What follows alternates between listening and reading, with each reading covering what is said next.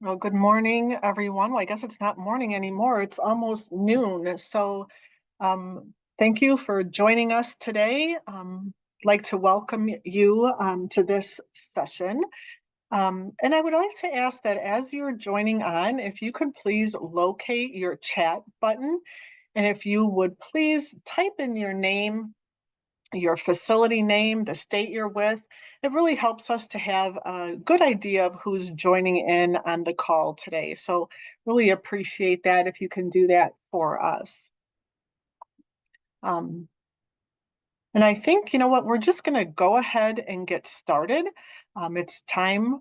Um, I'm excited today about our presentation. We're going to be talking about building stronger teams through motivational interviewing. Welcome. I see some folks putting your names in there, so I just want to say thank you for that. That's a really big help for us. So Lisa, Margarita, Shannon, thank you so much. Before we get started today, you can see on the slide here where you can find us on social media, that Facebook and LinkedIn. It also has our email, and we would like to ask if you would please be sure that we are one of your trusted contacts. Telligent sends out updated information from time to time, and we want to make sure that you are getting all that information that we're sending. Telligent has many useful tools and resources, and this is one that I would like to share with you today. If you haven't already done so, I encourage you to complete the emergency preparedness tool. It is a quick assessment, and it ensures that you have included all the essential elements into your emergency plan. For any gaps that you have identified, Telligent will send to you different resources so that you're able to address those gaps. So our objectives for today are to outline steps for building stronger teams, to identify the benefits of using motivational interviewing to build better teams, thereby reducing turnover, supporting growth, increase job satisfaction, and ultimately to improve quality care. And then to define the foundational motivational interviewing skills to effectively lead and mentor your team members. So we're going to be going over a lot of information today during our time together, and I want to encourage you to feel free at any point to share comments or experiences of something that might ring a bell, or if I'm sharing something that you think of, just go ahead and enter that into the chat, and then we'll talk about those things. We don't have a lot of time for chatting today, so I want to just encourage you to share as we go along. Before we get into motivational interviewing, I think it makes sense to take some time to talk about teams. Teams come in all different shapes and sizes, and we all have had experience working with teams. So maybe it's a volunteer team or a sports team or even your work teams. Now, our experiences are probably pretty wide and varied. We probably have experience working with effective teams and maybe other teams that haven't been so effective. But as we go through our time today, I want you to be thinking about the different teams within your organization. How are those teams working? Are they effective, or are some of your teams struggling? According to Dr. Patrick Laughlin, a team is a group of individuals with complementary skills who are committed to a common purpose, as well as sharing performance goals and an approach for which they hold themselves mutually accountable. The better the cooperation, communication, and coordination among the team members, the more efficient the team will be. So why are teams important? To start, teams initiate change. Oftentimes, there are folks at the top level of an organization that are challenged by what changes are necessary, so teams can provide a valuable source of feedback. Teams are a natural problem-solving device. So a team setting opens up communication lines, and because of the necessity of communication within a team, The members can identify problems and challenges in communication while they're still in the early stages. Therefore, they're able to head off those challenges and problems with communication with greater efficiency and success. Teams are collections of the organization's best assets. Each team member has specific talents. So by combining individuals in a team fashion, all of these talents are joined together to work towards a common goal. When a positive team culture exists, many benefits can result. When working together, teams teach and develop soft skills like communication and problem solving. A team culture prevents stress and burnout and fosters innovation and employee engagement, and it promotes workplace diversity and understanding. By working together, teams are able to demonstrate their strengths and weaknesses, which results in increased overall productivity and ultimately improved quality of care. And when all of this is in place, satisfaction, loyalty, and retention are improved. The slide here lists out steps to build stronger teams. I'm not going to talk through all of these steps, but I'm going to highlight a few. And I'll start with that first one, develop leadership skills. The right leader enhances a team's success. However, far too often, people are placed in leadership roles without any proper leadership development training. A team is only as good as the person coaching it. So, as a leader, it's vital to take advantage of every opportunity to up-level your leadership skills so that you can build effective teams. The key to developing your leadership skills is to focus on skills that every leader, regardless of personality, needs to have, including the ones you see on the slide here. So, a growth mindset, that's being able to think and preparing beyond the present. Empathy and high emotional intelligence, this is about your relatability to your staff and showing them support. Of course, communication skills. Agility is an important skill. So, agility is that ability to think and to understand quickly and to be flexible and dependable. Constructive feedback. When we think about feedback, strong leaders have the ability not only to give feedback, but to receive it as well. And to be mindful of being tactful when giving and receiving feedback. Decisiveness, this is the ability to make decisions in a prompt manner and then not to second guess yourself. A good example here is, let's just say that your charge nurse is eating and drinking while charting at the nurse's station. How do you handle this? Well, you pull her to the side. Speaking to her privately, you remind her that no eating and drinking is allowed at the nurse's station, and you tell her why. However, she gets upset with you, and she tells you that she saw you, the director of nursing, at the nurse's station with a drink just last week. So, how do you respond? An excellent response might be something like saying, I'm sorry, I wasn't leading by example. Thank you for pointing that out. Now let's both do better. And then you hold each other accountable for that. Defining roles and responsibilities, this is also an essential step. Teams function most efficiently when members share a common understanding of each other's roles and responsibilities. When roles and responsibilities are clearly defined, team members are more productive. There is less duplication of effort, less confusion, disappointment, and frustration, which leads to greater productivity. By understanding roles and responsibilities can also help build trust and respect among team members because they learn to value the contributions of their colleagues. Another step is to establish meaning and purpose.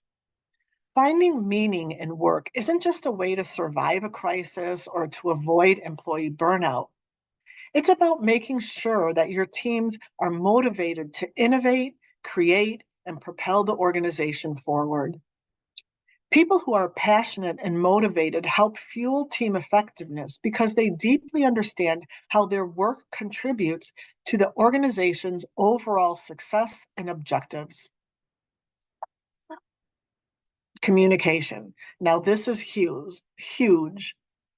Good communication is a core leadership function and a key characteristic of a good leader. Effective communication and effective leadership are closely intertwined, and it can make or break a team. Be purposeful and intentional, excuse me, about effective communication and tailor your communication style to meet the differing needs of your team. Be authentic and sincere, have an open door policy, and be visible. A critical component of communication is active listening, and this takes practice. So, as you are mastering active listening, allow people to give you constructive feedback without fear of reprisal or judgment. Ask questions and don't be defensive. Focus on what you are contributing to conversations to help you learn more about your team's work and how you can help. Keep it simple and follow through with actions. It goes without saying, but I guess I'll say it anyway, that the best investment your organization will ever make is in your teams and your employees. Excuse me for a minute while I just grab a drink. Excuse me. Investing in team development helps improve manager and employee relationships, and it helps team members connect to one another. It will also help strengthen communication and nurture your future leaders. Potential candidates are drawn to high performing teams, and it can help retain the top talent you already have in place. And let's not forget that highly effective team is a competitive advantage. Now, here I would love to hear from you about what are some of the ways that you invest in your teams. Again, please feel free to type into chat some ideas or techniques that you have used to invest in your teams. I'll give you a few seconds to do that, and I'll check back in a moment. But while you're typing, I'm going to go on to share that a common way of investing in your team is through weekly or monthly check-ins. This is more than just checking up on your staff. Rather, it's checking in with your staff, asking them, how are they doing? How is their workload? Is there any guidance that you can provide for them? These check-ins allow you to ask about their family, their kids, or just to learn about them outside of the work environment. All right, so I'm going to ask Heather, has anybody typed anything into our chat? Yes, Nancy put into chat weekly huddles and rounding daily. Excellent. That's a great idea. Rounding daily and again, being visible to your team members. That's a great idea. Thank you for sharing that. All right, let's go ahead. The last step that I want to talk about is delegation. I want to emphasize the difference here between delegation and empowerment. To delegate is to deliberately assign a defined task, mission, or function to a specific person or entity. Delegation normally occurs between a manager and a direct report or subordinate. Now, to empower, this is a broader term, and it conveys giving or allowing others the freedom to act with little, or if any, prompting, direction, or supervision. Now, empowering comes first. It is through empowerment that your team member can build skills and confidence to take on new responsibilities. Doing the reverse can have a negative impact on your company culture, your team morale, retention rate, job satisfaction, and employee engagement. By putting delegation before empowerment, you increase the likelihood that people will fail because they won't have the experience or talent to handle their new assignment.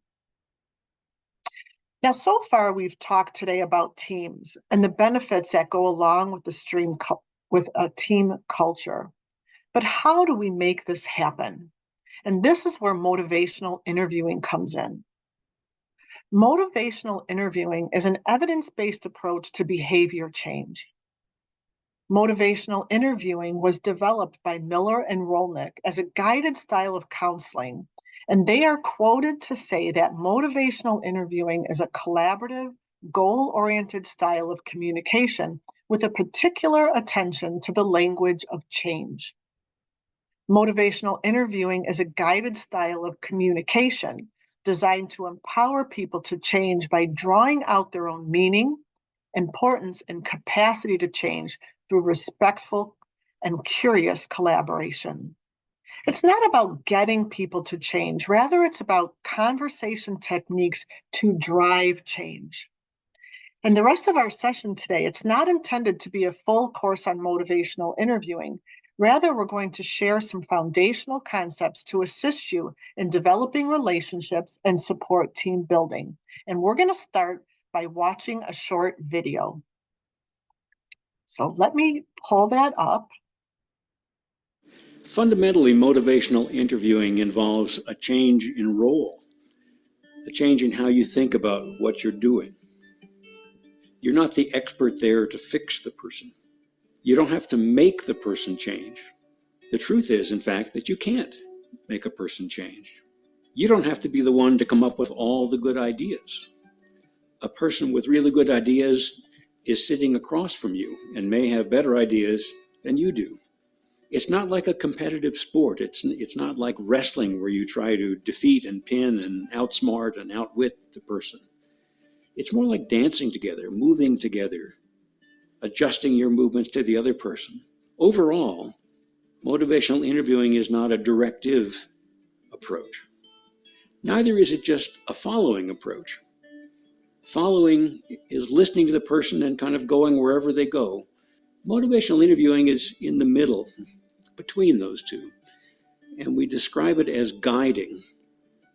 If you go to another country and you hire a guide, you don't expect the guide just to follow you around. That's not what you're looking for.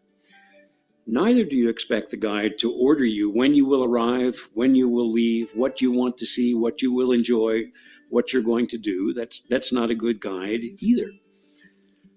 Good guiding involves good listening, as well as using your own expertise. A good guide will find out where you want to go, what you're interested in, what you're hoping for on this journey, and then help you get there using his or her own expertise, enjoyably, safely, efficiently, perhaps. That's the guide's job. Not solely directing, not solely following. There's some of each in it, but it's a blend of those things. This may or may not be the way you've been thinking about your own work, but we invite you to try it out. Well, I hope that you enjoyed that video. I think it's a really nice summary of how motivational interviewing works. And here I want to just ask you what your experience is with motivational interviewing. And again, if you want to just share into chat, have you used motivational interviewing before?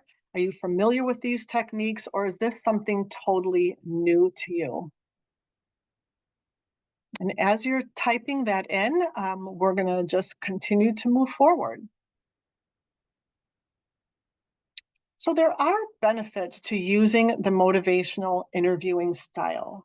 As you saw in the video, motivational interviewing is a dance. It's not a wrestling match. It fosters collaboration, since we will be seeking to partner with our team to be their guide and not just their boss. In motivational interviewing, we aim to accept the other person for who they are. And when this happens, when people truly feel accepted, they can grow. Evocation seeks to work through ambivalence and resistance and bring out a person's own meaning and to draw out that person's reason for doing or not doing something. When we attempt to persuade someone to take on a new task or change their behavior, they will naturally resist. And then last is compassion. This is where the spirit of motivational interviewing lives. We want to portray that we truly do care about the person we are talking to and that our attitude reflects that. Now, there are defined steps to motivational interviewing, but they're not linear, moving directly from one step to the next. Rather, they flow back and forth from one to the other. But engaging, this is where it starts. Engaging is the process of building a relationship. This is the foundation for motivational interviewing. Nothing can move forward until engaging happens. In this step, you should listen without trying to correct or make a judgment. This allows the person to open up and feel comfortable to express their fears and concerns. Now, some of you may be thinking, well, this is what I do all of the time. But I challenge you to think about a typical one-on-one conversation you had with one of your team members. Do you feel confident and comfortable in those conversations? Does your body language reflect that you are, or are you watching the clock or taking calls? Or are other people allowed to interrupt or even just poke their heads in the door while you're in your meeting? When having a one-on-one, or even if you're having a quick talk in the hall, think about your posture, your eye contact, and how are you making that person feel? Focusing is where you and your team member agrees to focus on a specific subject during your time together. You want to be sure that when you're doing your one-on-one or your goal setting with your team, you establish a purpose for this time and agree with the other person on what that focus is. You might say something like, I would like to set this time aside to talk about your career goals. I understand that you may have some frustrations or news about things that have happened, and we can certainly set a time to discuss those. But for this time, I'd like to focus on you. Is that okay? Evoking. This brings about the interviewee's own meaning. It's about helping them to draw out their own reasons to do something. This is not about what you as the manager or leader needs the employee to do. It's about what they want and what's important to them. And then, of course, we come to planning, helping them to take action. We always want to leave an action. Otherwise, things can be left open-ended, and then nothing really gets accomplished. Have a plan. So, for example, you might say, at our next monthly meeting, we'll continue to discuss your goal of, and then whatever that might be. Now, there are 4 components to motivational interviewing, and they are known as OARs. OARs is an acronym where O is for open-ended questions, A is for affirmations. Again, this is where the relationship building comes in. We all need to hear positive feedback and that we and our work is appreciated. So that being said, some people might resist positive feedback, deflect it, while others might seek it out, need it, or even expect it. This is where the R comes in, reflective listening. It's like taking notes in a meeting, something that makes you sit up and listen. Take note here and reflect back on what you have heard. And the last then is S, or summarizing, a shared understanding of what was discussed and where you are going next. So let's take a deeper look at these components, and we'll start again with those open-ended questions. These are questions that require more than a yes or a no response. These questions often start with the word how, or tell me about, or describe. For example, can you tell me about the progress on, as opposed to asking, have you made any progress? Open-ended questions help the speaker share his or her thoughts and feelings and allows the person to provide important details that could have been missed or left out otherwise. Now, as you practice this technique, you might realize that you've asked a yes or no question. And if so, that's okay. If you realize you've asked a yes or no question, simply ask it again or in another way. Rephrase it by simply saying, "Tell me more about that." So here are some good examples. Let's look at example number 2. Um, you could say, "Is this work important to you?" But that's not an open-ended question. So another way that you could say that is, "Can you tell me more about what is important to you in this work?" And again, number 3, "Does this work motivate you?" That's asking a yes, no. So you could restate that to say, "Can you tell me more about what makes you feel motivated?" And you can see how these questions open up opportunities for the speaker to share details and thoughts. Okay, affirmations. This is something we're all familiar with, certainly in our personal relationships with your significant other or children, but sometimes not always so easy when it comes in the work environment. This can easily get overlooked. Now, I want to just point out that affirmation does not mean agreeing, but it does say, "I see you, and what you say matters." And again, here are some examples. I think you can probably think of many others, but I want to share some of these examples with you. Reflective listening, again, this takes practice, really listening to what is being said, not only what is being said, but how it's being said, and making sure that you're referring back, you're restating what you have heard so that the speaker can agree or disagree with your interpretation. This is a powerful technique and it really helps to build relationships and it really helps to move that conversation forward. And then summarizing. So this is the last component, and it reinforces what was said using your own words. You can also use this technique to move from one subject to another or to shift directions if the discussion is needing that. And then when summarizing, this is a great opportunity to incorporate those action items so that you can move the conversation forward. So, speaking of action items, here are some action items I would like to leave with you today. And I'd like to encourage you to share this information that we've talked to with other leaders in your team so that they can develop their leadership skills. And then practice using these motivational interviewing techniques and principles.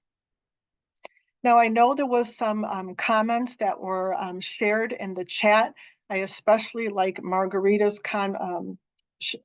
comment about sharing a chocolate and candy in the office. That always allows for a relaxed setting. So I thank you, Margarita, for sharing that. And I see that this motivational interviewing is new to some of you. So I hope that you found this helpful. I do want to share some of our upcoming events. Tomorrow, we have a Unite Against Sepsis event, collaborating to reduce sepsis and mortality and improve care coordination. And then on Thursday, March 21st, this Nursing Home Quality Essentials session will be focused on advanced care directives and memorializing resident wishes. With that, I want to share with you our contact information. So if you have questions about motivational interviewing, you can reach out to us. Or if you have other questions as well, just you have our contact information there. Want to end by saying thank you for your time today, for your attention, and for participating in our session today. So see you again soon.